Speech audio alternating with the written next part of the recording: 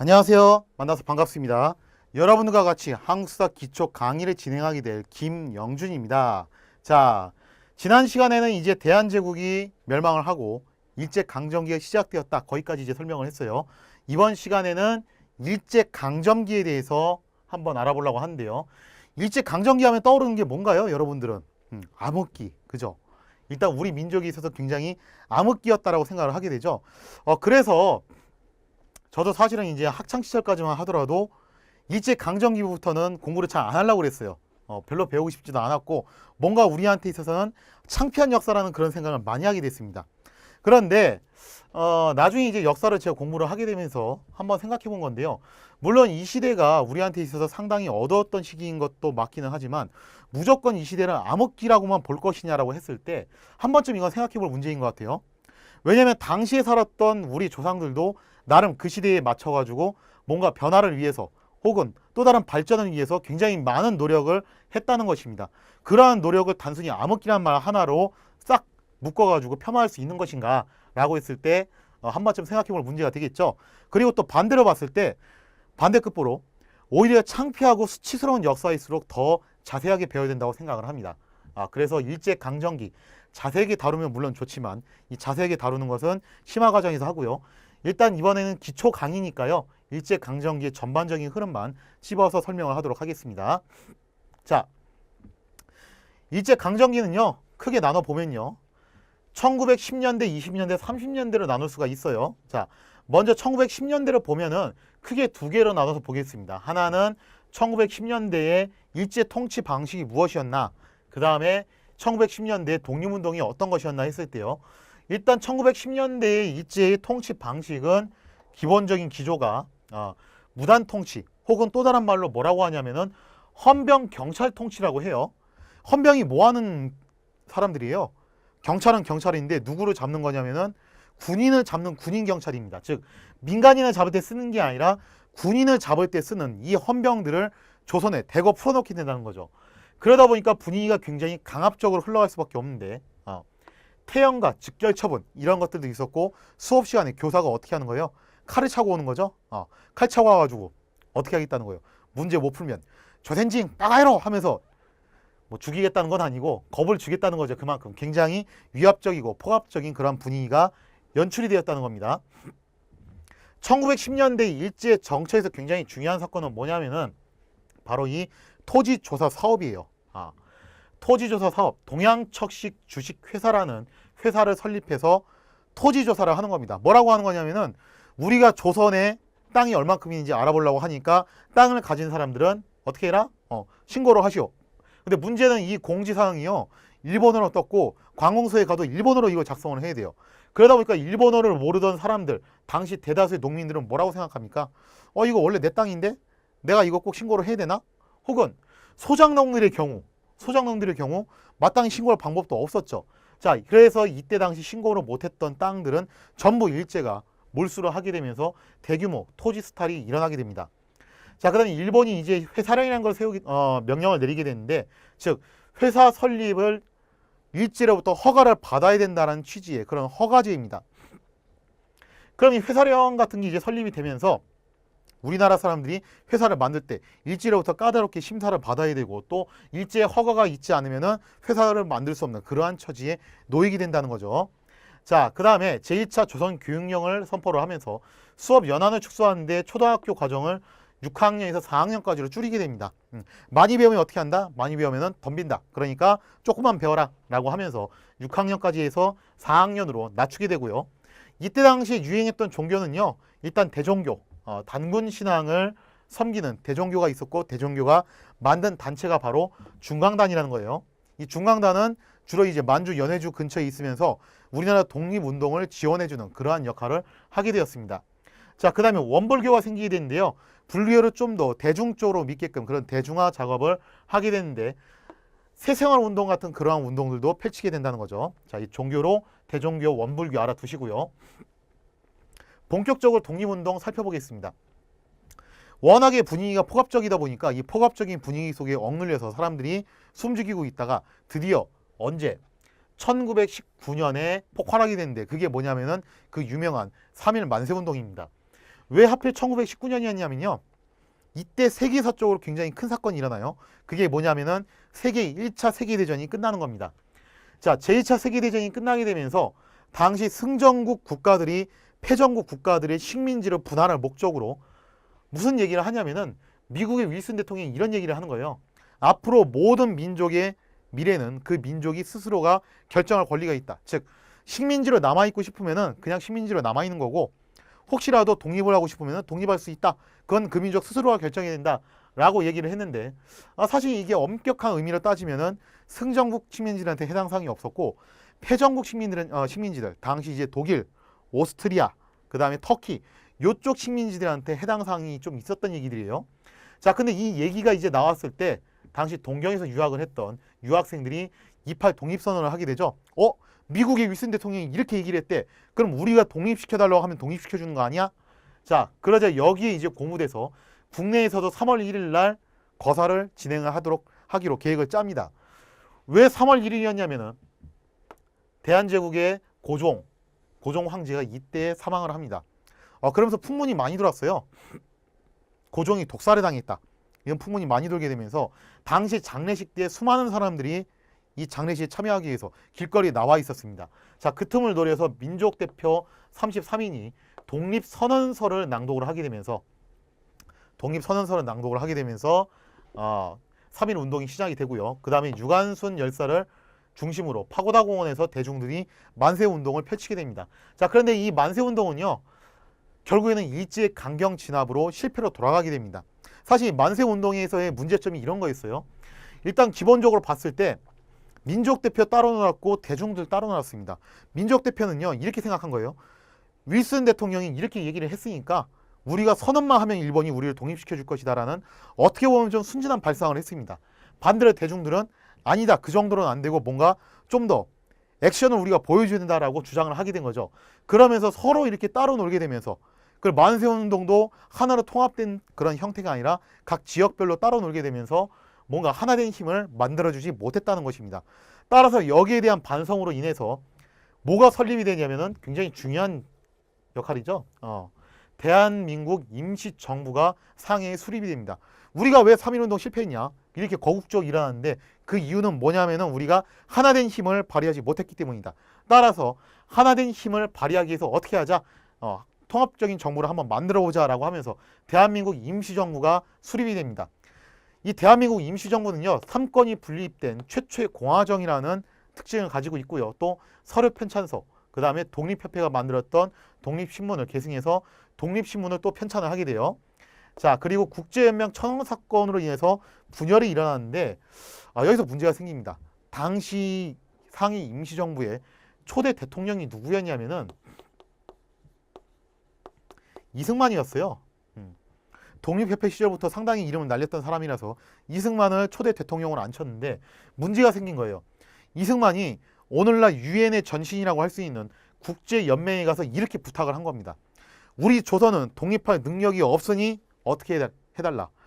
유엔, 당시 이제 국제연맹이 일제를 몰아내주고 일제를 대신해서 우리를 통치해 주십시오라고 부탁을 한 겁니다. 이러자 이 대한민국 임시정부가 완전히 발칵 뒤집힌 겁니다. 야, 이거 무슨 일이냐? 너 이승만 지금 뭐 하는 거냐? 지금 너더러 독립운동 하라고 대통령 만들어 놨더니 지금 국제연맹에다 청원을 했어? 이게 그러면 제2의 일제통치가 아니고 이게 도대체 뭐 하는 짓이냐? 하면서 수많은 사람들이 임시정부의 회의감을 느끼고 뿔뿔이 흩어지게 됩니다. 자, 그래서 이승만은 이때 이제 미국으로 넘어가게 되고요. 그 다음에 안창호, 신채호 이런 사람들도 결국 임시정부에서 빠져나가게 되죠. 그래서 이때 임시정부가 만들어질 때까지만 해도 그다지 높은 지위에 있지 않았던 경무국장으로 있었던 김구 선생이 마지막까지 남아서 임시정부를 이끌게 됩니다. 자, 그 다음에 국외 독립운동에서요, 서간도 지역에서는 이회영, 당시 조선에서 진짜 알아주는 갑부였다고 그래요. 알아주는 갑부였던 이회영이 신흥무관학교라는 걸 설립을 합니다. 사실 이게 굉장히 놀라운 건데요. 대부분의 이제 부유층들은 일제에 협력한 사람들이 많았어요. 근데 이회영 형제들은 뭐라고 생각했냐면은 우리가 조선에서 권력을 누려왔고 또 부를 누려왔던 사람들로서 나라가 망했는데 지금 이러고 편하게 살면 되겠냐? 가진 전 재산을 털어서 독립군을 양성하는 그러한 기지를 해외에 건설을 하자라고 하면서 서간도에 신흥 무관학교를 설립하게 됩니다. 그다음에 북간도에는요, 물론 여러 개의 독립군 부대가 있었지만 김좌진을 총사령관으로 추대를 했던 북로군정서군이 설립이 된다라는 거죠. 자, 이렇게 해서 1910년대에서는 일제의 좀 포갑적인 통치였던 무단 통치가 있었고요. 그 다음에 1910년대 막바지에는 3.1운동과 상해 임시정부 수립이라는 굉장히 큰 사건이 있었습니다. 자, 이 다음 사건이 중요한 건데요. 1920년대의 독립운동을 보면요. 먼저 일제의 통치 기조가 일제가요, 문화 통치로 바꿉니다. 바꾸게 된 이유가 두 개인데요. 하나는 3.1운동에 대한 충격이에요. 일본인들은요, 집단에는 그렇게 생각했어요. 우리가 그래도 조선인들한테 잘해준다고 잘해줬는데 우리가 도대체 뭘 잘못했냐. 가만 생각해보니까 우리가 그동안 너무 헌병에 의존하는 그런 포갑적인 통치를 했던 거 아니냐. 그래서 이제는 좀 부드럽게 해보자라는 그러한 취지에서 시작이 됐고, 또 하나는요, 우리가 일제강점기로 공부할 때 항상 강구한 사실이 있는데 국사책을 보더라도 항상 우리나라 중심으로 얘기를 하고 있어요. 근데 일제강점기를 우리가 공부를 할 때는 일본의 역사를 좀 알아야 됩니다. 엄밀하게 말하면요. 당시 일본이요, 1차 세계대전을 주도했던 군부가 물러나고 일본에서 정권 교체가 일어나요. 다이쇼 데모크라시라고 해서 일본의 민주파가 정권을 잡는 데 성공을 합니다. 그러면서 일본 안에서도 굉장히 민주화적인 그런 분위기가 이때부터 꽃피어나기 시작하면서 대외관계에 있어서도, 즉 조선에 대한 식민 정책에 있어서도 뭔가 유화적인 방향으로 전환할 수 있는 계기가 마련이 됐다는 것이죠. 자, 그뿐만 아니라 이 시대에 또 사회주의, 공산주의가 등장을 했다는 점도 상당히 중요한 시대적 배경으로 작용할 수 있는데요. 먼저 일제가요, 헌병들을 빼고 일단 일반 경찰을 집어넣는, 즉 우리가 알고 있는 순사죠. 순사를 집어넣는 보통 경찰제를 도입을 하게 되고요.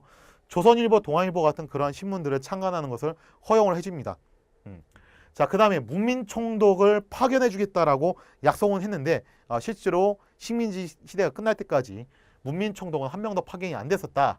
자, 그러나 이렇게 잘해주기만 한 게 아니라 치안유지법이라는 것을 만들어가지고 명목상으로는 사회주의자, 공산주의자들을 탄압하기 위해서 만든 법인데 사실은 공산주의자이면서 독립운동을 했던 사람들이 상당히 많았어요. 그렇기 때문에 결국 이 치안유지법은 독립운동가들을 때려잡는 도구로도 많이 사용이 됐다는 거죠. 자, 그 다음에 제2차 조선교육령을 선포를 하면서 이제 일본의 학자와 동일하게 이제 바꿔줍니다. 그리고 조선어를 필수 과정으로 도입하면서 그래, 너네 공부해라, 조선어 써도 좋다라고 좀 더 유화적인 모습을 보여주게 됩니다. 그리고 회사령을 폐지하면서 신고지로 전환하게 되는데 여기서 그걸 알아야 돼요. 물론 이제 이 회사령을 만들었던 것 자체가 국사책엔 그렇게 서술돼 있죠. 조선의 민족 자본을 말살시키기 위해서. 자, 근데 그것도 틀린 말은 아닌데 이게 이런 게 있어요. 1910년대에는요, 사실상 일본이 전쟁을 앞두고서 독점 자본이 형성이 됩니다. 그러다 보니까 독점 자본이 형성되다 보니까 다른 회사가 나타나서 경쟁하는 걸 원치 않아요. 따라서 이 회사령이라는 것은요, 당시 조선인들 뿐만 아니라 일본에 있는 경제 기업인들 사이에서도 상당히 불만이 많았던 법령이었다는 거죠. 근데 이제 일본에서 민주파가 정권을 잡게 되면서 회사령이 폐지되고 이제는 신고만 하면은 회사를 설립하게 해주겠다라고 하는 신고제로 전환이 되게 됩니다.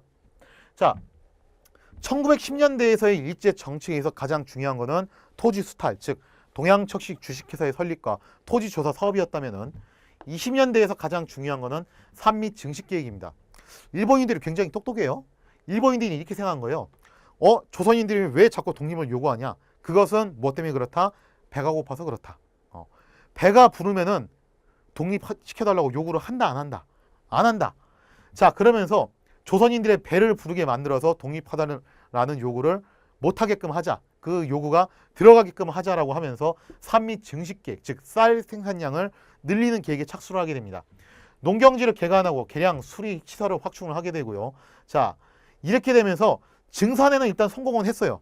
예전보다 쌀이 더 많이 생산됐는데 일제가 목표량을 제시했던 것보다는 미달되었다라는 거. 자, 그러나 중요한 거는 뭐냐면은 이후에 일본의 경기가 상당히 안 좋아지게 되면서 결국 조선에서 생산한 쌀을 다 어떻게 했냐면은 대부분 일본으로 가져가게 됩니다. 자, 이렇게 해서 결과적으로 죽 서서 개중꼴이 돼버렸죠. 자, 20년대는요, 일본의 분위기가 뭔가 좀 유화적이었다는 점, 그리고 무엇보다도 사회주의자들이 생겨나기 시작했다는 점 때문에 독립운동도 상당히 가열차게 진행됐던 시기입니다. 자, 먼저 문맹 퇴치 운동이 있었는데요. 아까 이제 설명드렸던 조선일보, 동아일보 이쪽에서 이런 얘기 하는 거예요. 우리가 깨어나기 위해서는 깨어나서 어떻게 되냐면은 뭔가 배워야 되고 배우려면은 일단 문맹부터 없애야 된다라고 하면서 문맹 퇴치 운동인 부나로드 운동, 이게 동아일보에서 주도한 거죠. 이런 운동을 주도하게 됩니다. 부나로드라는 것은 무슨 뜻이냐면은 대중 속으로 함께하자 이런 뜻이에요. 자, 그 다음에 이 시대에 러시아에서 공산화 혁명이 성공을 하게 되면서 사회주의의 영향이 굉장히 강하게 나타나는데요. 왜 독립운동가들이 공산주의, 사회주의를 많이 선택을 하게 되냐면 이런 거예요. 공산주의 사회에서는 기본적인 논리가 이거죠. 가진 사람은 상위 계급이고 못 가진 사람, 프롤레타리아는 하위 계급이고 이 사이에서의 격차와 부조리를 없애기 위해서 어떻게 해야 된다. 하위 계급인 프롤레타리아가 계급 투쟁을 거쳐서 상위 계급인 부르주아들을 때려잡고 모두가 평등하게 살 수 있는 세상을 만들어야 된다.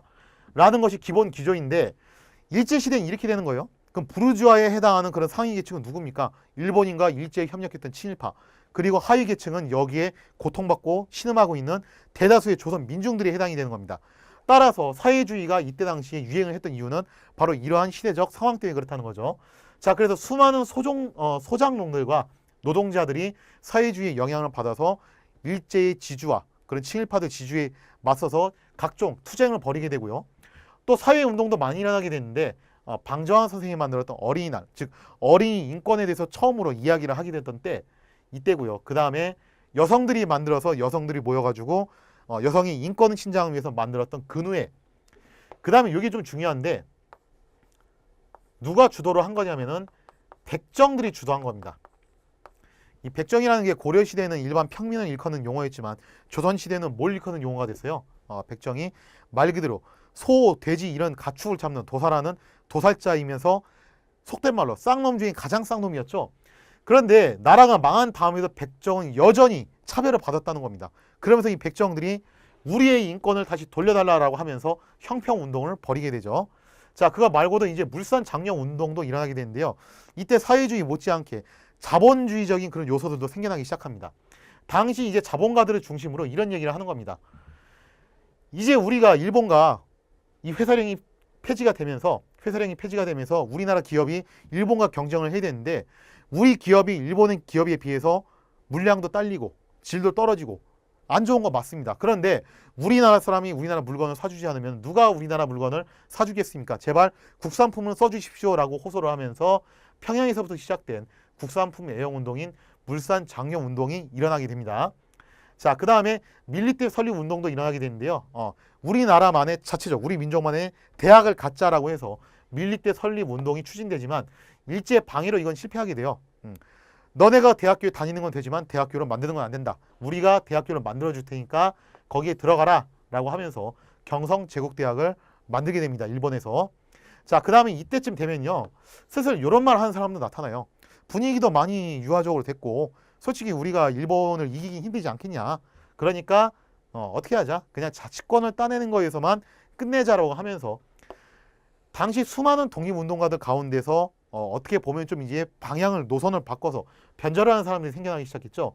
특히 이제 이광수, 그 다음에 민족대표 33인의 한 명이었던 최린 이런 사람들이 자치론 같은 것을 주장을 하면서 점점 변질되어가는 그러한 모습도 보여주게 됩니다. 자, 이때 만세운동이 한 번 더 일어나는데요. 1926년에 일어났던 60만세운동입니다. 이때 60만세운동이 일어났던 이유가 뭐냐라고 하면은 3.1운동은 누구 장례식이었어요? 고종의 장례식이었죠. 이때는 순종의 장례식이었습니다. 즉 순종의 장례식을 기해서 60만세운동이 일어났는데 일제가 바보가 아니에요. 3월 1일 날, 즉 고종의 장례식 때 3.1운동이 일어났네? 그럼 순종 장례식 때도 뭔가 일어나겠구나 라고 생각하면서 경찰들을 쫙 배치를 하게 되면서 결국 60만세운동이 제대로 커지지 못하게 되죠. 자, 그 다음에 광주에서 조선과 일본인 학생들 사이에서 충돌로 인해 가지고 일어났던 광주 항일운동, 학생 항일운동이 일어나게 되고요. 이게 전국적으로 퍼지게 되면서 학생들도 일제에 저항하는 그런 계기가 되고요.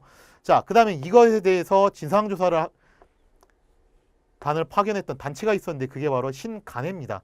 우리가 전 시간에 배웠던 신민회하고 이름이 비슷한데 서로 전혀 별개의 단체고요. 당시 앞서 설명했다시피 사회주의 영향도 있었지만 자본주의적인 요소도 상당히 강했어요. 따라서 좌파, 우파, 독립운동가들 사이에서도 좌우 대립이 굉장히 심했는데 그거를 하나로 합쳐봅시다라고 주장했던 최초의 좌우 합작 기구가 바로 신간회였다. 이렇게 알아두시고요. 자, 그 다음에 강력하게, 좀 더 강력하게 독립운동을 해야 된다고 주장을 했던 의열단이라는 게 있었는데요. 즉 의열단이라는 것은 그냥 말로 곱게 하면 안 되고 폭탄 던지고 총 쏘고 요인 암살하고 그렇게 해야지 일본이 말을 들을 것이다 라고 하면서 만들었던 단체입니다.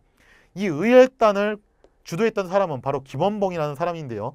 여기에 대해서 사상적 기조를 제공했던 사람은 신채호 선생님입니다. 그리고 실제적인 행동 대장은 김상옥, 나석주 이 두 분인데 김상옥 선생의 경우에는 종로 경찰서에다가 폭탄을 던졌고 나석주 선생의 경우에는 동양척식 주식회사에다가 폭탄을 던졌죠. 자, 그 다음에 국외에서 이제 또 독립전쟁이 벌어지게 되는데요. 우리나라 독립군 전쟁상 사상 역사에 기이 남을 두 전투, 하나는 이제 홍범도 장군의 봉오동 전투, 그 다음에 청산리에서 일어났던 김자진의 청산리 대첩, 이 두 개의 전투로 일본군에게 상당히 뼈아픈 타격을 주게 됩니다. 자, 이렇게 해서 20년대에 독립운동이 굉장히 치열하게 전개가 되는데요. 근데 여기서 문제가 생겨요. 1930년대로 들어가면서 일본에서 사실은 정권이 바뀝니다. 즉 그동안 일본 전국을 주도했던 민주파가 물러나게 되고 다시 또 군부가 들어서게 되는데 이 30년대의 군부는요 1910년대 군부하고 완전히 얘기가 달라요. 굉장히 초강경적이고 굉장히 극렬주의적인 극우파 세력이 들어서게 됩니다. 그래서 이때 이 일본이요 겪었던 문제점이 뭐냐면은 세계 경제 대공황을 겪게 되면서 일본의 경기 침체가 무지하게 심해집니다. 따라서 일본의 이 정권에서는 이 경기 침체를 어떻게 해결할 것이냐라고 봤을 때 뭘 답안으로 내놓게 되냐면 바로 전쟁이죠. 즉 세계 제2차 세계대전을 일으킴으로 인해서 이걸 통해서 한번 해결을 해보자라고 생각을 하게 됩니다. 즉 이제 전쟁을 하게 되니까 조선은 이제 뭐가 되냐면은 병참 기지화 정책을 하게 되면서 조선이 말 그대로 일제 전축 기지화 그러한 현상이 일어나게 되고요. 자, 그 다음에 국가 총동원령을 내리면서 각종 물건들을 공출을 하고 꼭 필요한 물건만 배급을 해주고요. 징용과 위안부 이러한 것들을 사람들을 끄집어내서 남자들은 이제 어떻게 하는 거예요? 남자들은 전부 천황폐와 대일본 제국을 위해서 전부 총을 들고서 전선에 나가서 싸우거나 광산에 나가서 일을 해야 되고 여자들은 이제 어떻게 하는 거예요? 이제 군대를 위해서 따라다니면서 희생을 해라. 이런 징용과 위안부가 형성이 되는 거죠. 자, 그 다음에 또 추진되는 게 뭐냐면 내선일치론이에요. 이제 더 이상 일본과 조선은 따로가 아니다. 하나다. 우리가 세계를 상대로 전쟁을 해야 되는데 언제까지 조선이 일본이 나눌 것이냐. 자, 하나로 합칠 건데 시간이 없으니까 너네 조선이 일본에 맞춰라 하면서 내선일치론을 추진하게 됩니다. 그러면서 창씨개명 조선인의 이름을 일본식으로 바꿔라라고 요구를 하게 되고요. 조선어를 금지시키고 또 조선인들에게 일제에 대한 충성 맹세를 강요하는 황국시민서사를 암송하게 하는 거예요. 날마다. 자, 그러면서 제3차 조선교육령을 선포를 하면서 이제 조선어를 선택과목화로 바꾸게 됩니다. 자, 그럼 선택과목 했다고 해서 사람들이 조선어를 선택할 수 있냐 하면요. 분위기가 너무 쌀벌해서 선택을 할 수가 없어요. 자, 사실상 하지 말란 얘기고요. 이제 보통 학교를 이름을 황국시민학교로 개명을 하게 되는데 이게 뭐냐면 바로 국민학교예요. 국민학교. 저도 국민학교를 나왔었는데 자, 나중에 가서 이제 김영삼 정권 때 이름이 바뀌게 되죠. 이게 좋은 의미로 쓰인 것도 아닌데 왜 자꾸 국민학교라고 쓰냐 하면서 오늘날의 초등학교로 이름이 바뀌게 됩니다. 자, 이 시대의 독립운동은요 20년대처럼 많이 일어나지 못합니다. 워낙에 분위기가 쌀벌했고 일제가 강력한 군사력을 가지고서 동아시아에서 전쟁을 계속 유발시켰기 때문에 독립운동도 상당히 후퇴를 하게 돼요. 자, 먼저 일어났던 것이 조선어 어학회 사건입니다. 즉 일제가 조선어를 금지시키자 어떻게 해서든 우리말을 보존하기 위해서 국어사전을 편찬하려고 했던 시도였죠. 그러나 결국 일제에 발각이 되면서 실패로 돌아가게 되고요. 다만 이때 만들어놨던 자료를 근간으로 해방 이후에 우리나라의 사전이 만들어지게 되죠. 자, 그 다음에 역사학의 발전은 크게 두 가지로 설명을 할 수가 있는데 물론 이거 말고도 식민사학도 있고 사회주의 사학도 있는데 이 두 가지는 이제 기초 시간은 빼고요. 일단 민족의 자존심과 그런 긍지를 살리기 위해서 신치호, 박은식 이런 분들이 주도를 했던 민족사관이 있습니다. 자, 그 다음에 진단학회를 중심으로 만들었던 실증사학이 있어요. 실증사학은 뭐냐면은 그런 민족적인 감정은 다 빼고 객관적으로 한번 역사를 살펴보자. 그래야지 우리가 무엇을 잘못했고 무엇을 잘했는지 알 수 있지 않겠냐라는 취지에서 시작이 됐던 건데 사실 이 실증주의 사학은 민족 사학에 의해서 공격을 좀 많이 받았습니다. 물론 실증주의 사학은 식민사학하고는 또 달라요. 식민사학의 잘못된 부분도 찾아내자는 취지였는데 민족사학자들은 실증주의 사학자들은 이렇게 생각했던 것 같아요. 지금 우리한테 중요한 건 독립인데 지금 너네 방구석에 처박혀가지고 그렇게 공부한다고 세상이 달라질 것 같아? 그게 학자로서 할 일이야? 너네도 밖으로 나와가지고 뭔가 우리 민족적 자긍심과 긍지를 위해서 독립을 위해서 노력을 해야지 이런 생각을 가졌던 것 같습니다. 그래서 당시에는 뭔가 이제 실증주의 사학이 납득되기 좀 어려운 면이 있었을지 모르지만 이 실증주의 사학을 기반으로 오늘날 우리나라의 역사 학계가 탄생을 하게 된 거고 또 현대 사학이 구성이 되는 그러한 토대가 마련이 됐다고 할 수 있겠죠. 자, 그 다음에 이제 한인 애국단인데요. 이 한인 애국단은 김구 선생이 주도를 하게 됩니다. 상황이 워낙에 쌀벌하다 보니까 이제 뭐라고 생각하냐면은 상대방이 쌀벌하게 나면 우리도 더 쌀벌하게 나가면 된다라고 하면서 이봉창, 윤봉길 이러한 분들을 통해서 일본 천황마차, 일본의 덴노죠, 덴노, 일왕 마차에다가 폭탄을 투척하기도 하고 또 루신 공원에서 가가지고 거기 일본 장군들이 모여있는 곳에 폭탄을 투척하기도 하면서 굉장히 강력한 저항을 하게 됩니다. 자, 근데 이 폭탄 투척을 놓고서도 또 이렇게 얘기하는 분들이 계세요. 요거 테러 아니냐? 김구 선생은 테러리스트 아니냐? 이렇게 이야기하는 사람들이 있는데 한번 그 생각을 해봐야 돼요. 역사라는 것은요. 단순히 있었던 사실 자체만 놓고 보면 안 되고 왜 이때 당시에 이러한 선택을 할 수밖에 없었는가? 그리고 왜 이러한 일이 일어날 수밖에 없었는가? 그리고 이러한 일이 일어남으로 인해서 어떠한 결과와 영향을 가져왔는가? 그리고 이 사람들이 무엇을 추구했는가? 이러한 부분들을 생각해보지 않을 수 없다는 거예요. 당시 윤봉길 의사가요. 이 루신 공원에서 폭탄을 투척하고 일본의 장성들을 폭사시키면서 뭘 따내게 되냐면은 한중 연합전선을 따내게 됩니다. 사실은 이때까지만 하더라도 중국이 우리나라 독립운동가들한테 비협조적이었어요. 아니 저것들이 독립운동 한답시고 남의 나라에 와가지고 무기 만들고 폭탄 만들고 그러고 다니니까 절대 이제 곱게 고운 시선을 볼 수가 없었겠죠. 자, 그런데 중국이 일본하고 전쟁에서 한참 밀리고 있을 때 그 쌀벌한 시기에 윤봉길 의사가 이걸 성공을 합니다. 그러자 당시 이제 중국의 총통이었던 장기석이 뭐라고 하냐면 이렇게 얘기를 해요. 수억 명의 중국이 해내지 못했던 일을 단 한 명의 조선인이 해냈다. 이 얼마나 대단한 일이냐라고 하면서 장개석이 전폭적으로 임시정부를 지원해주게 됩니다. 자, 그래서 오늘날 상해에는요 윤봉길 의사의 기념관을 중국인들이 세워놨어요. 자, 이러한 것들을 봤을 때 과연 이 행동들이 단순한 테러라고 볼 수 있냐라고 하면 그렇지 않다라는 것이죠. 자, 그러나 이러한 의거에도 불구하고 결국에는 전쟁에서 밀리게 되면서 상해 임시정부가 내륙 지방이 충칭으로 옮기게 되고요. 김구 선생이 주도하에 임시정부가 운영이 되면서 대일, 대독 선전포고를 하게 되고 건국 강령 그리고 한국 광복군을 창설을 하면서 저항을 지속하게 됩니다. 자, 그러면서 이때 당시의 저항은 대체로 한국과 중국의 연합 전선을 구축을 하게 되는데 지청천, 양세봉 이런 사람들이 가장 대표적인 사람들이라고 할 수 있겠죠. 자, 이 시대의 문화유산을 보면요.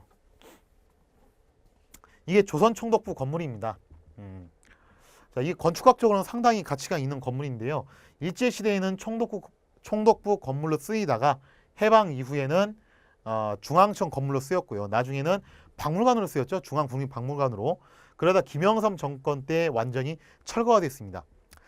저는 개인적으로 조금 아깝게 생각을 해요. 건축학적으로 상당히 가치가 있었을 뿐만 아니라 저는 이렇게 생각하거든요. 창피한 역사일수록 저는 더 보존을 잘해야 된다고 생각합니다. 그래야지만이 우리가 과오를 되풀이하지 않을 수가 있겠죠. 자, 어쨌든 지금은 위에 있는 종탑만 철거를 해서 보존을 해놨고 나머지는 싹 다 붕괴시켜서 현재는 흔적도 없이 사라졌다. 알고 계시고요.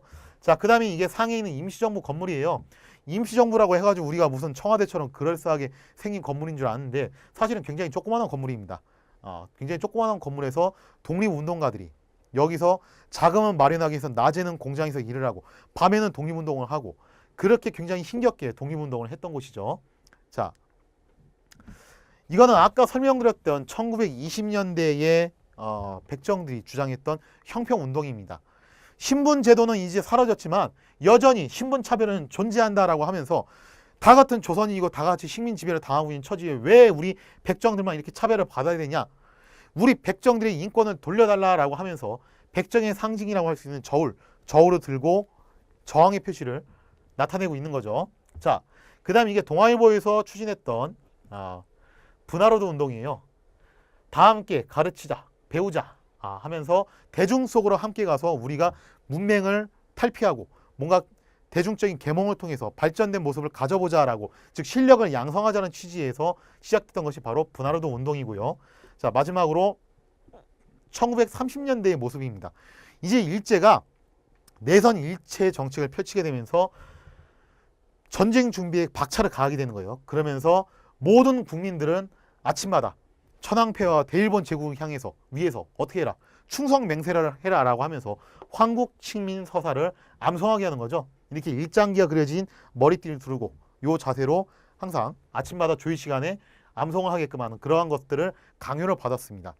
자, 이렇게 해서 일제 식민지 시대의 1910년부터 시작해서 1930년대까지의 기간을 짤막하게 흐름만 짚어보았습니다.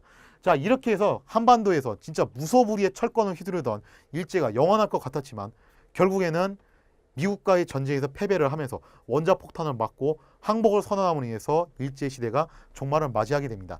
자, 다음 시간에는요, 일제시대가 끝나고 해방 이후에 우리나라가 어떻게 건국이 되고 어떻게 그 이후가 진행이 되는지에 대해서 설명을 하도록 하겠습니다. 다음 시간까지 모두 빠이.